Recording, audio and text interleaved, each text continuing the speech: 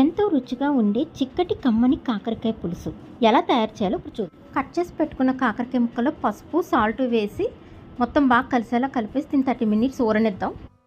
Stove వెలిగించుకొని pan పెట్టుకోవాలి. ప్యాన్లో ఆయిల్ వేయాలి. ఆయిల్ హీట్ అయ్యాక మెంతులు, ఎండుమిర్చి, చాయ్ మినపప్పు, జీలకర్ర, ఆవాలు, వెల్లుల్లి వేసి ఒకసారి వేగనివ్వాలి. ఇవి వేగాక పచ్చిమిర్చి, ఉల్లిపాయ ముక్కలు కూడా వేసి వేగనివ్వాలి.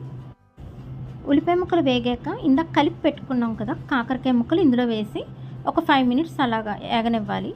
వేగాక సాల్టు, పసుపు, కారం, ధనియాల పొడి కూడా వేసి ఒకసారి మొత్తం కలిసేలా కలిపేసుకొని ఒక హాఫ్ గ్లాస్ నీళ్లు వేసి దీన్ని ఒక 5 నిమిషాలు ఉడకనిద్దాం.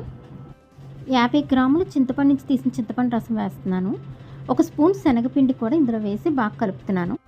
ఒక హాఫ్ గ్లాస్ నీళ్లు వేసుకొని కొంచెం కొత్తిమీర వేసుకొని దీన్ని ఇలా 15 నిమిషాలు లో ఫ్లేమ్లోనే ఉడకనివ్వాలి.